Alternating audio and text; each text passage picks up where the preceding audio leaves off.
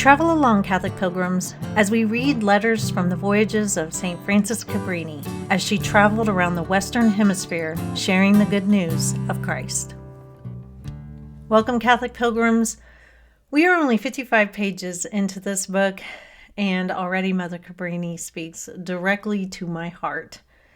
She's going to talk today about how we, as Catholics, need to be bold in speaking the truths of our faith. We can't worry about offending people. We do worry about that, though, and we need to ask ourselves why. Obviously, we don't need to be off-putting, offensive people, but we can't be afraid to let people be offended by the truths of our faith. I think most often we are afraid because we care so deeply as humans about being accepted and liked. But when we refuse to tell people the truth, like, for example, not all forms of Christianity are right, we leave them ignorant and in danger of losing the inheritance of heaven. But something else I want to bring up today, completely off topic from this, is Mother Cabrini is going to refer to her little chapel on 43rd Street in New York. And out of curiosity, I had to go see if I could find anything about a little chapel on 43rd Street in New York. And I also reached out to the Frances Cabrini Shrine in New York and asked, do you guys know where this chapel is? Does anybody know where this chapel is? Is it still around? Well, they don't know exactly what chapel she's referring to. There is one Catholic church on 43rd Street, but what's so interesting is that 43rd Street is primarily where the Irish immigrants were. It's where Hell's Kitchen, it's kind of in the Hell's Kitchen area. And Mother Cabrini was serving the Italian immigrants, which was in lower Manhattan. And so it's very interesting that she would have had a chapel in a very Irish area because, as I was told by the director at St. Frances Cabrini Shrine, the Irish and the Italian Catholics did not get along. And so it's very curious what she was doing on 43rd Street. Anyway, they don't know where that chapel is. There is a Catholic church there on that street, Holy Cross, but it was a predominantly Irish immigrant church. So interesting. I just had to go look at a map and look down on it. And yeah, New York is a weird and intriguing place. But anyway, back to Mother Cabrini. Let's go learn from her while we turn to page 55. September 11th, Friday. The weather is still fine, and the sea is as smooth as a table, the air light and invigorating. All the sisters are feeling well, and in this sweet calm, all unanimously decided to make their meditation, uniting themselves spiritually with the sisters in Italy. For at this very hour, all the sisters should be at meditation, or rather at the adoration of the Blessed Sacrament.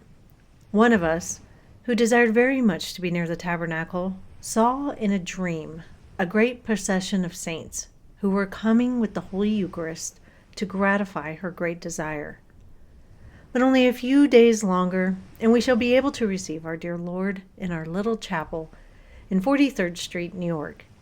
He is the beloved of our souls, the elect amongst thousands, who consoles, comforts, strengthens, vivifies, and sanctifies us, freeing us from our miseries through his infinite graces and unlimited goodness.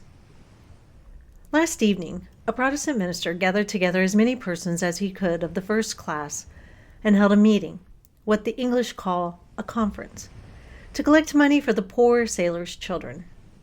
It is really sad that so many follow the devil and not Christ. We are so cowardly that, whether it be from human respect or some other motive, we fear to speak of Christ in public. We see virtue derided and we remain silent. Why are we so cowardly?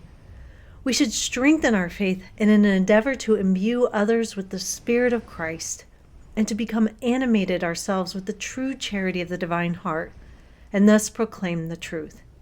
Do not be afraid of offending those who approach us, or of being importunate when speaking the truths of our faith.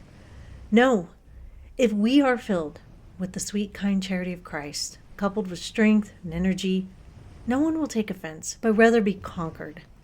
Yes, if there is true charity, the most Sacred Heart will be honored. Sometimes a person will not speak deliberately of our holy religion, but praises vice rather than virtue because such a one has lost his bearings.